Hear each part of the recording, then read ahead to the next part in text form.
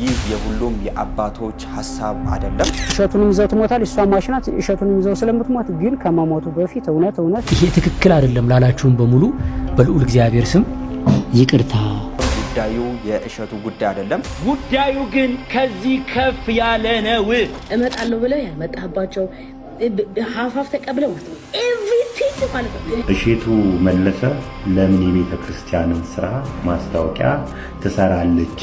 እኛ ቅዱሳኑ ያለን አይነት ትልቅ ሴራ ለመክሸፍ ችሏል። ድምጻቸው እንዲታፈን ያደረገ ሚዲያ እንደሆነ እንዴት የመነኮሰ መነኩሴ ዓለምን የተወ መነኩሴ እንዴት ልጁን ያወግዛል? ሰላም እንደምናላችሁ ውድ ቤተሰቦች፣ ዛሬ በወቅታዊ ቪዲዮ መጣናል። ይህ ሁለተኛው ቻናላችን ነው። ይህንን ሰሞን የኮሜዲያን እሸቱ ጉዳይ እጅግ በጣም አነጋጋሪ ሆኗል።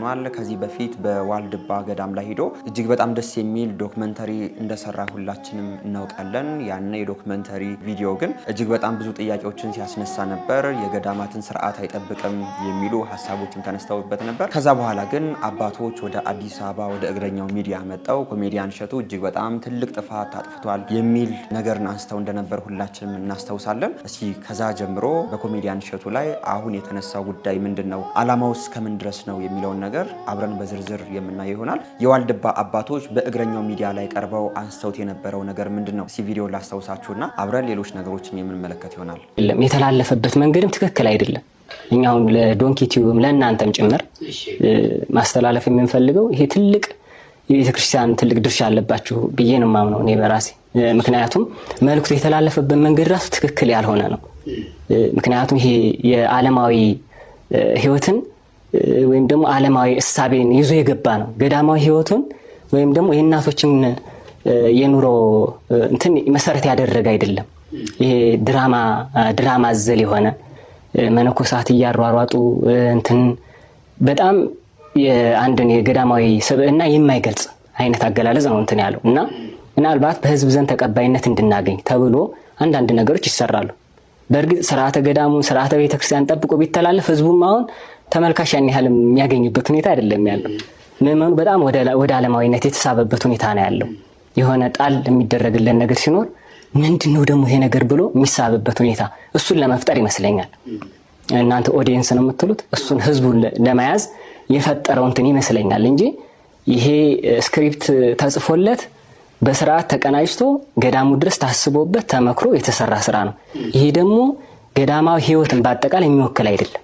እናቶችን እያሯሯጡ ያን ያክል ካራክተር። እንግዲህ ከ4 ሳምንታት በፊት አባቶች በእግረኛው ሚዲያ ላይ ቀርበው በዚህ መልኩ እሸቱ የሰራው ቪዲዮ ልክ አይደለም፣ ዓለማዊነትን ነው የሚያሳየው እንጂ እውነት የገዳማዊ ህይወት ይህ ነው የሚል ነገር የሚያንጸባርቅ ቪዲዮ አይደለም፣ ያንም ደግሞ ገዳማዊ ስርዓትን አይጠብቅም የሚል ነገር ሲናገሩ ሰምተናቸዋል። ይህ ነገር እጅግ በጣም ሁላችንም መነጋገሪያ ጉዳይ አድርገነው እንደነበር ይታወቃል። እነዚህ አባቶችስ መቅረብ ካለባቸው እውነት እግረኛው ሚዲያ ላይ ነው ወይ መቅረብ ያለባቸው? ኮሜዲያን እሸቱ ዶንኪ ቲዩብ ላይ መቅረብ አልነበረባቸውም ወይም ደግሞ ቀጥታ ይህ ነገር ልክ አይደለም ካሉ ሂደው በዶንኪ ቲዩብ ወይም ደግሞ በእሸቱ ሚዲያ ያረከው ነገር ልክ አይደለም ብለው ያንም እሸቱም ይህንን ፕሮግራም እንዲያስተካክለው ማድረግ ነበረባቸው የሚል ሀሳብን ሰጥተን ነበር። አብዛኛውን ሰውም በዚህ ነው ተስማምቶ የነበረው። በዚህም ጉዳይ ይህንን ነገርም ከሰማ በኋላ ኮሜዲያን እሸቱ በዚህ መልኩ የይቅርታ ቪዲዮም ሰርቶ ነበር። ላስታውሳችሁ ቪዲዮን አንዴ። ቪዲዮው ሲሰራ ዓለማዊ ላስመሰሉት እያንዳንዱ ነጥብ በእናንተ በአባቶቻችን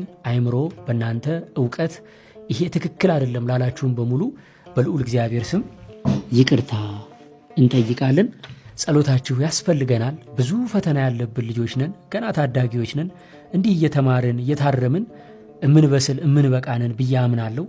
እንደምታውቁት ነው አባቶቼ፣ እኛ ዓለማዊ ሰዎች ነን። ወደ ቤተ ክርስቲያን ለማገልገል ጠጋ ብለን እንዲህ አይነት ነገር ስንሞክር በጣም ብዙ ፈተናዎች ይገጥሙናል።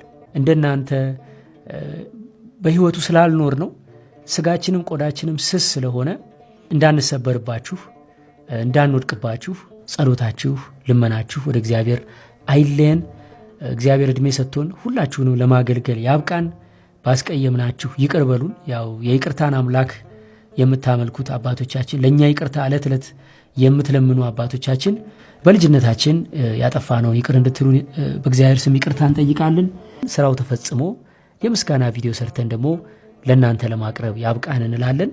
እንግዲህ እሸቱ በዚህ መልኩ ይቅርታውን ጠይቆ ነበር። የሴቶች ገዳም የሚል ነገር ተናግረሃል የሚል ክስም እዛው ላይ ቀርቦበት ነበር። በዋልድባ ግን የሴቶች ገዳም የለም የሚል ሀሳብን አባቶች አንስተው ነበር። ግን እሸቱ በመልሶ እናንተ የጻፋችሁልኝ ደብዳቤ ለሴቶች ገዳም ውሃ አሁን ላይ ስለሌላቸው ውሃ እንዲገባ የሚል መልእክት ያለው ነው። እንዲያውም ቪዲዮ ላይ የሴቶች ገዳም አላልኩም፣ እናንተ ግን ደብዳቤ ላይ እንደዚህ አድርጋችኋል። በዚህም ጉዳይ ካጠፋው ይቅርታ፣ በሌሎችም በቪዲዮ ላይ በሰራቸው ስህተቶች ይቅርታ አድርጉልኝ ብሎ በዚህ መልኩ ደስ በሚል ትህትና ይቅርታውን እየጠየቀ ነበር ማለት ነው። ከዛ በኋላም ደግሞ ይህንን ይቅርታ አይተው ወደ አዲስ አበባ የሄዱት አባቶችም በእሸቱም ቤት ላይ ተገኝተው አንተ ያጠፋው ነገር የለም ይቅርታም አድርገንልሃል ብለውት እንደነበር ሁላችንም እናስታውሳለን። ቪዲዮ ላሳያችሁ አንዴ።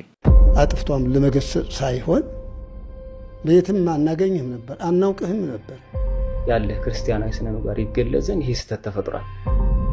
ዋልድባ ቀላል ቦታ አይደለም። አልተወቀስክም፣ የምትወቀስም ልጅ አልነበርክም።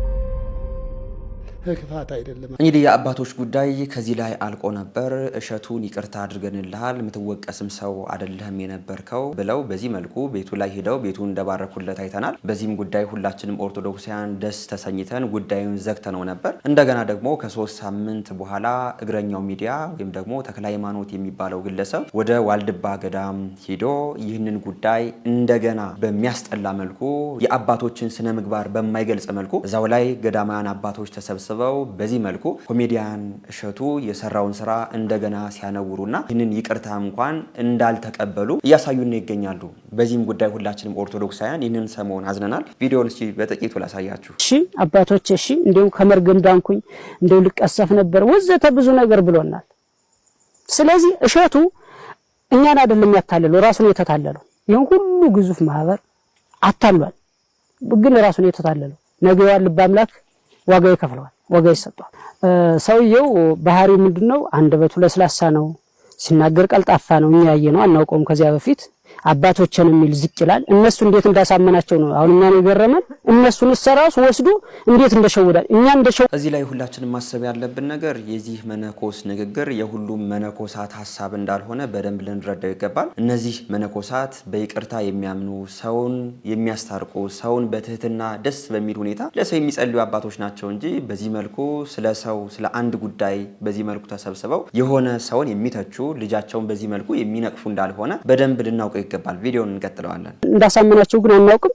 ከሆነ ቀን ቆይታ በኋላ ሄደው አይ አንተ እኮ እንደዚህ ነህ እንደዚህ ቅልስልስ ብለው እንደው አንተ ማትወቀስ ሰው ነህ ለስራ ለልማት ብለህ ነው ለልማት ተብሎ ለገንዘብ ተብሎ ታሪክ አይለወጥም አይቀየርም። እንግዲህ እንደሰማችሁት ምንድነው አዲስ አበባ የሄዱት ሰዎችን በምን መልኩ ተቅለስልሶ እንዳሳመናቸው እንጃ እኛ የምናውቀው ነገር የለንም። ለእርሱ ይቅርታ አይገባውም መሰለኝ ሀሳቡ። ለምን በአዲስ አበባ ሂደው የነበሩት አባቶች ሂደው በቤቱ ያጠፋውን ነገር ነግረውት ይቅርታ እንዳደረጉለትና ከዚህም በኋላ በእንዲህ አይነት ስህተት እንዳይቀጥል መክረውት እንደነበር ይታወቃል። አባቶቻችን እንዲህ አይነት ስነ ምግባር እንደሌላቸው ግን ሁላችሁም ኦርቶዶክሳውያን በደንብ ልታውቁት ይገባል። ይህ ነገር እሳቤው ከምንድን ነው የመጣው? ወደኋላ አካባቢ የምናየው ይሆናል። ቪዲዮን ግን እንቀጥለዋለን። አወመዋል ኦርቶዶክሳውያን ለምን የሚል ጥያቄ ያነሱበታል።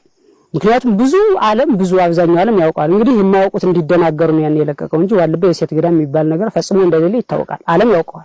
እንግዲህ እዚህ ላይ ደግሞ የምታስታውሱ ከሆነ ኮሜዲያን እሸቱ የሴቶች ገዳም ብዬ እኔ ቪዲዮ ላይ አልሰራሁም፣ ግን ደግሞ እነርሱ ገዳማያኑ ደብዳቤ ሲልኩልኝ የሴቶች ገዳም ብለው ነው የላኩልኝ የሚል ነገርም በማስረጃ ራሱ ከገዳማያን የወጣ ደብዳቤ እንዳሳየን ይታወቃል። እነርሱ ደግሞ ገዳማያኑ በዚህ መልኩ አላክንም እያሉ ይገኛሉ ማለት ነው። ይህ ማለት የሁለቱም ሀሳብ እጅግ በጣም ተቃራኒ እየሆነ መጣ። ኮሜዲያን እሸቱ በስርዓት ማህተም ያለው ነገር አሳይቶናል። እነርሱ ደግሞ የሴት ገዳም የሚባል በዋልድባ የለም፣ እኛም እንዲህ አይነት ደብዳቤን አላክንም እያሉ እየሰማናቸው እንገኛለን። እስኪ እንቀጥለው ቪዲዮውን። አይ እኛ እኮ ለእናንተ ለፕሮጀክቱም ለእናንተም እናደርጋለን። ለእናንተ ሲሆን ይቀረጻል፣ ለነዛ ሲሆን አይቀረጽም። ለእናንተ ሲሆን ይከለከላል፣ ለነዛ ሲሆን አይፈቀድም አይነት ነገር ነው። ያ አይደለም እንግዲህ ሀሳቡ እንዳይጋጭብህ። እሺ ያብራሩ። ምንድነው የምናደርገው? መጥቶ እሷ ያመጣችው የሴቶች የደናግል ገዳም ዋልድባ ዳልሻ ብላ ነው ያመጣችው። ያን ታሪክ ደግሞ ቀጥታ ተቀርጾ ከዓለም ጆሮ ሊደርስ ነው። ከምእመናን ከኦርቶዶክሳውያን ጆሮ ሊደርስ ነው። ለምሳሌ ዋልድባ እንዴት የሴት ገዳም አለ? አዲስ ምዕራፍ ነው። ይሄ አዲስ ነገር አዲስ ግኝት አዲስ ነገር ነው።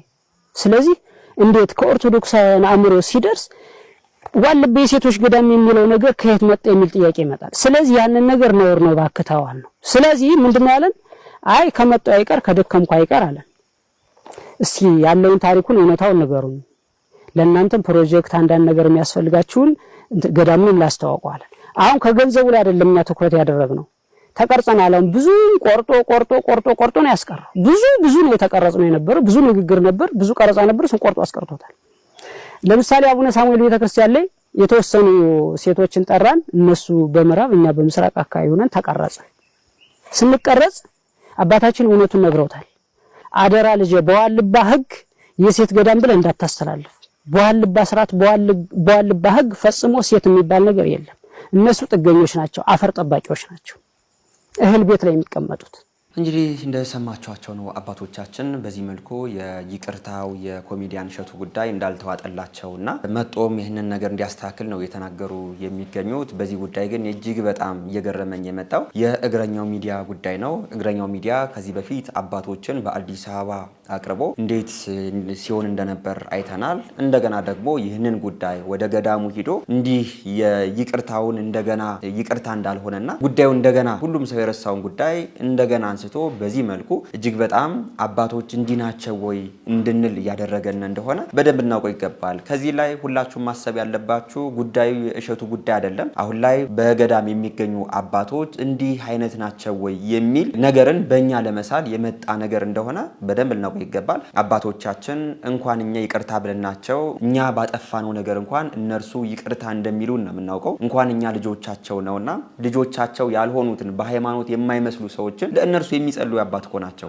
ግን እዚህ ላይ የእግረኛው ሚዲያ እያደረገ ያለው ነገር ምንድነው? ለእርሱ ቢዝነሱን እያመቻቸ ቤተክርስቲያን አባቶችን ደግሞ በእኛ ዘንድ ለማስጠላት ነው ያደረገው ነገር። ኮሜዲያን እሸቱ ባደረገው ነገር በሰራው ስራ ጥፋት ሊኖርበት ይችላል። ግን ያንን ጥፋቱ በይቅርታ ተጠናቀቀ ሁላችንም የምናውቀው ነገር ነው። ግን እንደገና ደግሞ ይህ ሰው ለመነኮሳት ነጠላውን ቢጫ ፎጣውን ለብሶ እንዲህ አይነት ቪዲዮ መስራቱ ጥቅሙ ምን ላይ ነው? ወይም ደግሞ እሸቱ ይህንን ነገር ካበላሸው ታሪኩን እንኳን በስርዓት ካላስተላለፈ እርሱ ወደ ገዳሙ ከሄደ በስርዓት ያንን ታሪክ የዋልድባ ገዳም ምን አይነት እውነተኛ ታሪክ እንዳለው ፕሮግራም ሰርቶ ሊመጣ ይገባል እንጂ በዚህ መልኩ አሉባልታና የማይሆን ነገርን በሚዲያ ማስተላለፍ እጅግ በጣም ያሳዝናል። እንዲያውም እኚህ ሰው ምን ይላሉ? ኮሜዲያን እሸቱ ካልሆነ ይቅርታ የማይጠይቅ ከሆነ እንገድለዋለን እስከ ማለት ደረጃ ደርሰዋል። እስቲ ቪዲዮን አንዴ ላስመልክታችሁ። እሸቱንም ይዘው ትሞታል፣ እሷ ማሽናት እሸቱንም ይዘው ስለምትሞት ግን ከመሞቱ በፊት እውነት እኔ እንደው በቅድስት ቤተክርስቲያን ፊት ለፊት ቆመን ነው ቁጭ ብለን የምንነጋገረው። ያወርደው ይሄንን ቪዲዮ ቢያስተካክልን፣ ማስተባበያ ይሰጥበት፣ ይቅርታ ቢጠይቅ እኛንም ብቻ አይደለም ኦርቶዶክሳውያን የተሳሳቱትን ይቅር ቢላቸው ጥሩ ነው። አሁንም ይሄን ነገር ማስተካከለ ከሆነ መቁጠሪያ ይጣል።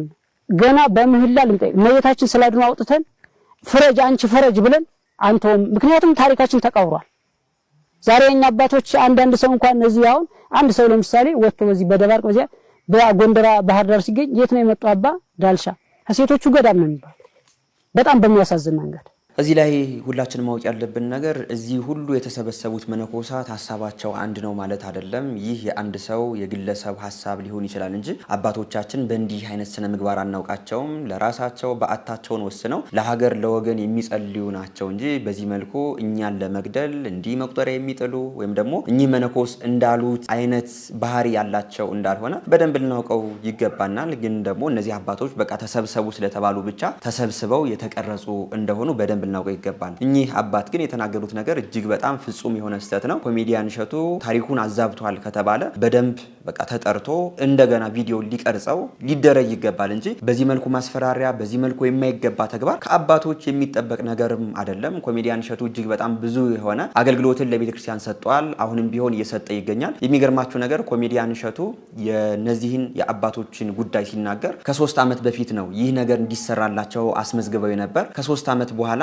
እንግዲህ ይህ ተራቸው ደርሶ ነው ይህ ቪዲዮ እንዲቀረጽ የሆነው እንጂ በአንዴው ዘሎ እንዳልቀረጸው እንኳን ራሱ ተናግሮ ነበር። ግን ደግሞ አባቶቻችን በዚህ መልኩ መናገራቸው እጅግ በጣም ሁላችንም አሳዝኖናል። ግን ይህ ሁሉ የሁሉም አባቶች ሀሳብ እንዳልሆነ በደንብ ሁላችንም እናውቀው ይገባል። አሁን ላይ አባቶችን እንድንጠላ፣ አሁን ላይ አባቶች በገዳምሱ ነው እንዲህ አይነት ባህሪ ነው ያላቸው ወይ ብለን እንደገና ፊታችንን ወደ እንዲህ አይነት ጉዳይ እንድናዞር ነው እየሆነ ያለው ማለት ነው። የምታስታውሱ ከሆነ በእግረኛው ሚዲያ ከ3 ወይም ደግሞ ከ4 ሳምንት በፊት የአባቶች ቪዲዮ ሲፖስት በአርሲ የሚገኙ ኦርቶዶክሳውያን የተጨፈጨፉበት ሰዓት ነበር። ይህንን ቪዲዮ ፖስት አድርጎ የእግረኛው ሚዲያ በአርሲ ድምጽ ለምንሆንላቸው ኦርቶዶክሳውያን እንኳን ድምጻቸው እንዲታፈን ያደረገ ሚዲያ እንደሆነ በደንብ ልናውቀው ይገባል። እግረኛው ሚዲያ እስከዚህ እስከ ዋልድባ ገዳም ድረስ ወርዶ ይህንን ቪዲዮ የሰራበት ምክንያት እሸቱ ከጥፋቱ እንዲማር ነው ወይም ደግሞ የእሸቱ ጥፋት እንደዚህ ጎልቶ ነው ወይ የሚለው ነገር እስኪ አንድ ቪዲዮ አንዴ ላስመልክታችሁ። ፈንዳ ነው መነግረን፣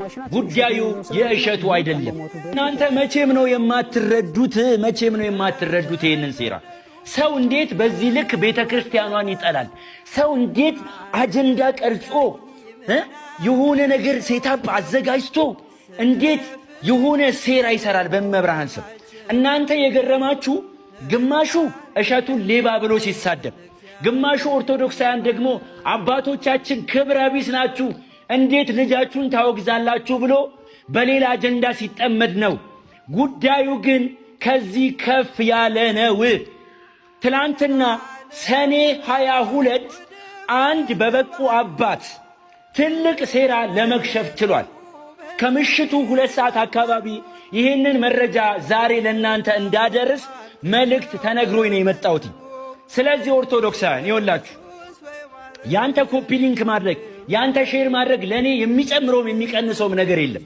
ነገር ግን ይህንን ሴራ እንደ ከዚህ ቀደሙ እንድናከሽፈው እንድትረዱኝ፣ እንድታግዙኝ፣ እንድናደቃቸው እፈልጋለሁ። ምን መሰላችሁ የተፈለገው? ጉዳዩ የእሸቱ አይደለም። ከእሸቱ ጭንቅላታችሁን አውጡትኝ። የተፈለገው እንዲህ ነው። ትላንትና ላይ ስሙን በዚህ ሚዲያ ላይ የማልነግራችሁ አንድ ገዳም እሸቱ የሰራው ስራ ትክክል ነው። እሸቱ ምን አደረገ? እንዴት የበቃ አባት፣ እንዴት የመነኮሰ መነኩሴ፣ ዓለምን የተወ መነኩሴ እንዴት ልጁን ያወግዛል ብለው ዋልድባ የሚገኙ አባቶችን ለማውገዝ ቪዲዮ ቀርጸው ወደ ህዝቡ ለማሰራጨት ዝግጅት ላይ ነበሩ አንድ ገዳም። ነገር ግን በዛው ገዳም የሚገኙ አባት ግን የበቁ ስለነበሩ በጾም በጸሎት የተጉ ስለነበሩ ይህንን ሴራ አክሽፈውታል። ቁጭ አድርገው አባቶችን በመገጸስ ይሄ የመነኩሴ ተግባር እንዳልሆነ በመናገር ብቻ አይደለም፣ እዛም ለሚገኙ አባቶች መልእክት እንደላኩ ነግረውናል። የተፈለገው ምን መሰላችሁ? በአንድም በሌላም መንገድ አዲስ አበባ በሚገኙ ወንበዴ መነኮሳት በመነኩሴ ስም የሚሸቅሉ የከተማን ቆሻሻ በቀሚሳቸው እየጠረጉ ከአንድ መነኩሴ የማይገባ ተግባር በመፈጸም አይናችን በማየት ጆሮአችን በመስማት ለክህነት እንግዲህ በዚህ ቪዲዮ የሆነው ነገር ይህ ነው ማለት ነው። አባቶች እንደዚህ ሲሉ፣ አባቶች የማይገባ ነገር ሲናገሩ ወይም ደግሞ ከነርሱ የማይጠበቅ ነገር ሲሉ አይ አባቶች እንዲናቸው ወይ ብለን በአባቶች ላይ ያለን እምነት እንዲቀንስ ነው የሆነው። ይህ እውነት ነው ወንድማችን። እንቀጥለዋለን የወንድማችን ቪዲዮ። ለመነኩሴ ያለን ፍራቻ ከልባችን ሰሌዳ ተፍቆ እንዲወጣ አድርገውናል። በሴራ ትክክለኞቹን ሳይሆን ሐሰተኞቹን በማምጣት አሁን የተፈለገው ገዳም ለገዳም መነኩሴ ለመነኩሴ ቋርፍ እየበላ እየጾመ እያደረ እርስ በእርስ እንዲናጭ እየተደረገ አሁን ደግሞ እኛ ለአባቶቻችን ያለን ፍቅርም ክብርም እንዲቀንስ እየተሰራብን ነው። ኦርቶዶክሳውያን እንዲቀንስ እየተሰራብህ ነው። አንተ ባለማተብ ታስታውሳላችሁ፣ የዘንድሮ የቅዱስ ሲኖዶስ ምልአተ ጉባኤ ላይ የገዳማት ማህበር ያወጣውን ጠንከር ያለ ደብዳቤ ታስታውሱታላችሁ። ብዙዎቻችሁ አልደረሳችሁ እንደሆነ አላውቅም። ነገር ግን እኛ ኦርቶዶክሳውያን ለገዳማት ያለን ፍቅር፣ ለአባቶቻችን ዓለምን ትተዎቻችን ያለን ፍቅር ይታወቃል። እንዴት ጆሮአችንም ልባችንም ለነሱ እንደሚቀና ይታወቃል። አሁን ግን በሴራ ይሄንን ነገር እያወጡብን ያሉት ጉዳዩ የእሸቱ አይደለም። ፈንዳ ነው መነግረህ። ጉዳዩ የእሸቱ አይደለም። በሴራ እኛ ለአባቶች ነገ ተነሱ ቢሉን ነገ እንዲያደርጉ ቢሉን የምንሰማው ማንን እንደሆነ ይታወቃል። መልእክታቸውን ነገ እንዳናዳምጥ እየተደረገ ነው። አለቀ። ወደ ሁለተኛው ነገር ልምጣ። አባቶቻችን ሆይ፣ ገዳማውያኑ ሆይ፣ መነኮሳቶቻችን ሆይ ዓለምን ንቃችሁ ጮማ ሳይሆን ቆሎ በመቆርጠም በገዳም የምትገኙ አባቶቻችን ሆይ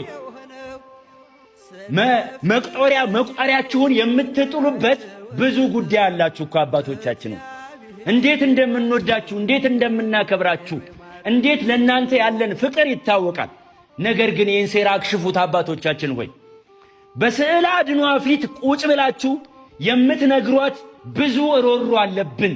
ሀገር እንደ በሶ እየተበጠበጠች ቤተ ክርስቲያናችን እንደ ችቦ እየነደደች ባለበት በዚህ ጊዜ የእናንተ ተግባር አይደለም።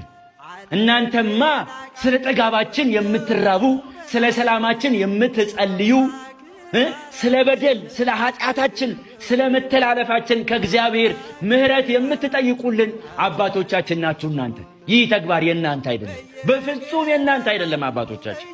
ስለዚህ አንድ በኃጢአት በነውር የታወረ በብዙ አጀንዳ የታጨቀ ጉዳዩ ያዋጣል አያዋጣም እንጂ ሚዛኑ ትክክል ነው አይደለም የሚል ስብዕና የሌለው ሰው፣ የሌለው ተቋም፣ የሌለው ድርጅት፣ የሌለው ማህበር እናንተ ሊመራችሁ አይችልም። አባቶቻችን አይችልም። እሸቱ ልጃችሁ ነው። ቢያጠፋ ብትገጽጹት እግራችሁ ስር ቁጭ ብሎ እግራችሁ ስር ወድቆ ይቅርታ የሚጠይቃችሁ ልጃችሁ ነው። ጊዜውን፣ ገንዘቡን፣ ጉልበቱን በመስጠት ቤተ ክርስቲያንን በማገልገል ውስጥ ያለ ልጃችሁ ነው። ደግሞ ስለዛም ይቅርታ ጠየቀ እኮ አባቶቻችን አይደለም። ስለዚህ ጉዳዩ አይደለም። ወንድማችን እንደሰማችሁት ነው እንግዲህ የእሸቱ ጉዳዩ የእሸቱ አይደለም። አሁንም በአባቶቻችንን ነገር ከኛ ልቦና ለመፋቅና አባቶቻችን ዲናቸው ወይ ብለን እኛ ከአባቶች እንድንርቅ በአባቶች ያለን እምነት እንዲቀንስ ነው አሁንም ቢሆን እየተሰራ የሚገኘው። አንዱ መነኮስ ተነስቶ ስለ አንዱ መነኮስ ሲናገር፣ አንዱ መነኮስ ተነስቶ እጅግ በጣም ከመነኮሳት የማይጠበቅ ነገርን እንግዲህ ወደኛ ሲያስተላልፍ፣ መነኮሳት በገዳም ሆነው እንደዚህ ከሆኑማ አባቶቻችን ዲናቸው ብለን እኛ በአባቶች ላይ ያለን እምነት እንዲወድቅ ነው የተሰራው። በዚህም ዋና ሆኖ ያገኘ ነው የእግረኛው ሚዲያ ነው። የእግረኛው ሚዲያ በዚህ መልኩ እጅግ በጣም ለቤተ ክርስቲያን ፈተና በመሆንና የአባቶች ክብር አሁንም ቢሆን በእኛ ልብ እንዲፋቅ እየሰራ የሚገኝ ሚዲያ እንደሆነ በዚሁ አስመስክሯል ማለት ነው። ሁላችንም ግን ማወቅ ያለብን ነገር እነዛ የተሰበሰቡ አባቶች ሁሉ ሀሳባቸው የሁሉም አንድ ነው ማለት አይደለም። የአንድ ሰው ሀሳብ ነው እንደዚህ እየመራቸው የሚገኘው። ያንን ጽሁፍም ሰጥቶ እንዲያነቡ ያደረጋቸው እግረኛው ሚዲያ ሊሆን ይችላል። እግረኛው ሚዲያ አሁንም ቢሆን ለቤተክርስቲያን የሚጠቅም ከሆነና ለቤተክርስቲያን የሚያስብ ከሆነ ወደ ዋልድባ ገዳም ከሄደ አይቀር የዋልድባን ሙሉ ታሪክ በእውነተኝነት ሰርቶ መምጣት ይጠበቅበታል እንጂ በዚህ መልኩ እሸቱ ይሞታል፣ እንደዚህ ይሆናል፣ እንደዚህ አልተደረገም ብሎ እጅግ በጣም ከአባቶች የማይጠበቅ መልእክትን ሊያስተላልፍ አይገባም ነበር። ይህ ሰው ግን እውነት ለቤተክርስቲያን ሳይሆን ለገንዘቡ ገቢ የቆመ እንደሆነ በዚሁ አረጋግጠናል ማለት ነው። ጉዳዩ የእሸቱ ጉዳይ አይደለም። ወንድማችን እሸቱ እጅግ በጣም ብዙ ስራዎችን ለቤተክርስቲያን እንደሰራና አሁንም ቢሆን እየሰራ እንደሚገኝ ሁላችንም እናውቃለን። ይህ ወንድማችን ደግሞ እንዲያው ይህን ቪዲዮ ሰርቶ ጥቅም ሊያገኝበት አይደለም፣ ለገዳሙ ውሃ ሊያስገባ እንደሆነ በግልጽም ተናግሯል። ይህንን ደገኛ ሰው ጠርቶ ስተትህ እንደዚህ ነው፣ ይህን ነገር አስተካክል ማለት አለበት እንጂ በዚህ መልኩ እንገልሃለን፣ እንደዚህ ትሆናለህ ማለት ከዚህ በኋላ ወደ ቤተክርስቲያን አገልግሎት እንዳትመለስ የሚል መልእክት እንዳለው ሁላችንም ልናውቀው ይገባል። ከዚህ በፊት በዚህ በእሸቱ ጉዳይ በቤተክርስቲያን በሚሰራቸው በጎ አድራጎቶች በጣም ብዙ ጥያቄዎች ተነስተውበት ነበር። ይህንን ያደርጋል፣ ብዙ ገንዘብን በልቷል፣ እንደዚህ ሆኗል የሚሉ ነገሮችን በእሸቱ ተነስተውበት ነበር። በነዛም ጉዳዮች እሸቱም በዛ ጉዳይ ላይ ምላሽ ሰጥቶ ነበር። እንዴት የበጎ አድራጎት ስራና ለቤተክርስቲያን ገቢ የማሰባሰብ ስራውን እንዴት እንደሚያስኬደው በግልጽ ሲናገርም ሰምቼዋለሁ። እስቲ ቪዲዮን አንዴ ላስመልክታችሁ። ሌላው ደግሞ እስከዛሬ ድረስ እንግዲህ ስለኔ ምንም ነገር ሲወራ ለ5 ዓመት ያክል መልስ ሰጥቼ አላቅም። አሁን ግን እስከ ዛሬ ድረስ ለተነሱብኝ ትልልቅ ጉዳዮች በዚህ ቪዲዮ መልስ ሰጣለሁ። ገመና እንዳለ በየደብር አለ፣ በየደብሩ ያንተ ገመና አለ። ሪጀክት ያረካቸው የገዳማት ማስታወቂያዎች እመጣለሁ ብለው ያልመጣባቸው ሀፋፍ ተቀብለው ማለት ነው። ኤቭሪቲንግ ማለት ነው። እሸቱ መለሰ ለምን የቤተ ክርስቲያንን ስራ ማስታወቂያ ትሰራለች? እኛ ቅዱሳኑ ያለን አይነት አንተ ማን ነው ቅዱስ ያደረገ ሲጀምር? እስከዛሬ በምንሰራቸው የቤተ ክርስቲያን በጎ አድራጎቶች ዙሪያ መናገር የነበረብኝን ባለመናገሬ አሁን ላይ ግን ልክ እንዳልሆነ የገባኝን አንድ ነገር እናገራለሁ። ዶንኪ ቲዩብ ላይ የበጎ አድራጎት ወይም የገቢ ማሰባሰቢያ ስራዎች ስንሰራ የምንከተላቸውን መስፈርቶች ነው የምነግራችሁ። ገንዘብ ለምትሰበስቡ፣ ኦንላይን ሆናችሁ ብር ለምታሰባስቡ፣ ወይም ኦንላይን ገንዘብ ሲሰበሰብ ለምትሰጡ ሰዎች ይሄ ሚስጥር በትክክል መገለጥ ስላለበት ነው። እስከዛሬ ድረስ የምንሰራበትን መስፈርት በሚስጥር ይዘን ነው የምንሰራው። ለምን ሚስጥራችንን ሰው ካወቀ ኢንፊልትሬት አድርጎ ገብቶ የሚፈልገውን ነገር ያገኛል። አሁን ግን ለብዙ ዓመታት ከዚህ በኋላ የምንሰራውን በቂ ወረፋ ስለመዘገብን ይሄን ሚስጥር ብነግራችሁ ምንም አይደለም። የመጀመሪያው ነገር ዶንኪ ቲዩብ ላይ አንድ ቤተክርስቲያን ዓላማ ወይም ፕሮጀክት ይዞ መጥቶ ገንዘብ ሰብስቡልን ሲል የምናያቸው ነገሮች አሉ። አንድ ችግሩ በአካባቢው ምዕመናን ሊፈታ ምን ያህል ሙከራ ተደርጓል የሚለውን እናያለን። ቤተክርስቲያኑ ደብዳቤ ስላስገባ ብቻ በቀጥታ ቪዲዮ ወደ መቅረጽ አንሄድም። መጀመሪያ እናንተ ምን ጥረት አድርጋችኋል የሚለውን እናያለን። ሶስተኛ ያ ወደኛ ደብዳቤ ያስገባው ቤተክርስቲያን ከሱ አቅራቢያ ችግር የሌለበትና በደንብ ምዕመናንን የሚያገለግል ቤተክርስቲያን በስንት ኪሎ ሜትር ርቀት ላይ ያለ የሚለውን እናያለን። ሌላው ችግሩ በትንሹ 9 ወይም 10 ዓመትና ከዛ በላይ የቆየ መሆን አለበት። ምክንያቱም ገና አዲስ ቤተክርስቲያን ሆኖ ችግሩም አዲስ ሆኖ ከሆነ የአካባቢው ምዕመናን ራሳቸው በአቅማቸው ለመፍታት መሞከር አለባቸው ብለን ስለምናምን፣ ቀጣዩ ለዚህ ለሚያቀርቡት ችግር የተጠና እቅድ አለ ወይስ የለም የሚለው ይታያል። ህንፃ ቤተክርስቲያን ሊሰራ ከሆነ ቀሪው ስንት ብር እንደሆነ በትክክል ይታወቃሉ የሚለውን የተጠና ፕሮጀክት ከሌለ መጀመሪያ ፕሮጀክት አስጠንታችሁ ነው እንላለን። ሌላው ከዚህ ቀደም በሌሎች ሚዲያዎች ሰፊ ከቨሬጅ አግኝተው ችግራቸው ተፈቷል ወይስ አልተፈታም የሚለው ይታያል። ያንን እድል ላላገኙ ሌሎች የተቸገሩ አብያተ ክርስቲያናት እድሉን ለመስጠት ይሄንን እንደ አንድ መስፈርት እናየዋለን። ሌላውና በጣም የምንወደውና የምንደሰትበት መስፈርታችን ደግሞ ያ ህንፃ ቤተክርስቲያን የሌለበት ቦታ የተሰራ ካልሆነ በስተቀር ከኢትዮጵያ ውጪ ከ20 ዓመት ኢትዮጵያ ውስጥ ደግሞ እድሜው ከ100 ዓመት በላይ መሆን አለበት። ይህንን ደግሞ የምናደርገው ጥንታውያኑና በአባቶቻችን የተቆረቆሩት አብያተ ክርስቲያናት ቅድሚያ እንዲያገኙ ነው። ወንድማችን ኮሜዲያን እሸቱ እንግዲህ የበጎ አድራጎትን ስራና በዚህ መልኩ የገንዘብ ማሰባሰብ ስራውን በእንዲህ አይነት ደስ በሚል መዋቅራዊ ሁኔታ ነው የሚሰራው። ትችቶች ሲቀርቡበት እናያለን። እውነት ነው፣ ለሚሰራ ሰው ትችት እንደሚቀርብበት ይታወቃል። እኔና እናንተ ምንጂም ስለማንሰራ ምንም አይነት ትችት አይቀርብብንም። አብዛኛዎቻችን እንዲያውም ቲክቶክ ላይ የገዳም ማስታወቂያ እንኳን ሲመጣ እኮ ላይክ የማናደርግ ኮፒ ሊንክ የማናደርግ ያንን ነገር ዝም ብለን አልፈን የምንሄድን ብዙዎቻችን። ግን ደግሞ እንዲህ አይነት ወንድሞቻችን ጊዜያቸውን ሰጥተው የገዳም ስራ ሲሰሩ ደግሞ የምንተቻቸው በዚህ መንገድ አልሄዳችሁም የምንላቸው ነንና ይህ ነገራችን ልክ አይደለም። አሁንም ጉዳዩ የእሸቱ ጉዳይ አይደለም። አባቶችን ለማስጠላትና በእኛ ልቦና ለመፋቅ እንደሆነ በደንብ ልናውቀው ይገባል። ጉዳዩ የእሸቱ ቢሆን ኑሮ በስርዓት ወደ ገዳሙ ተጠርቶ ያኔ የሰራው ስራ ልክ አይደለም፣ አስተካክለ ታሪኩን ስራው መባልም ይችላል። ግን ጉዳዩ እሱ አይደለም። ወንድማችን ባሮክም እጅግ በጣም አብራርቶ ነግሮናል ማለት ነው። ይህንን ሰሞን በኮሜዲያን እሸቱ የተነሳው ጉዳይ ይህን ይመስላል። ሁላችንም ኦርቶዶክሳውያን ወንድማችን ከአገልግሎት ለማስወጣት የተደረገ ያለው ጥረት ይህንን ይመስላል። ይህንንም እያየን ወንድማችን ልናበረታው ይገባል። ከወንድማችን ጎን ልንቆም ይገባል። አሁንም ቢሆን የጀመረውን ይህንን በዋልድባ የውሃ ማስገባት ፕሮጀክት ማስመርቆ እንዲሳካለት ከጎኑ ልንቆም ይገባል እላለሁ። ቅድም እንደተናገርኩት ይህ የሁሉም የአባቶች ሀሳብ አይደለም። የአንድ መነኩሴ ሀሳብ ሊሆን ይችላል። ግን አባቶች ግዴታ መሰብሰብ አለባችሁ ተብለው ተጠርተው እንደተቀረጹ ግን በደንብ ልናውቀው ይገባል። የዛሬ ወቅታዊ ቪዲዮ እንግዲህ የወንድማችን እሸቱን አስመልክቶ ነበር ማለት ነው። ይህ ሁለተኛው ቻናላችን ነው፣ ተሙ ፕላስ ነው። ቻናሉ ሰብስክራይብ አድርጉት። ቪዲዮ በጣም ለብዙ ሰው እንዲዳረስ ሰብስክራይብ አድርጉ። በሌላ ወቅታዊ ቪዲዮ እስከምንገናኝ እኔንም እናንተንም ቸር ያቆየን።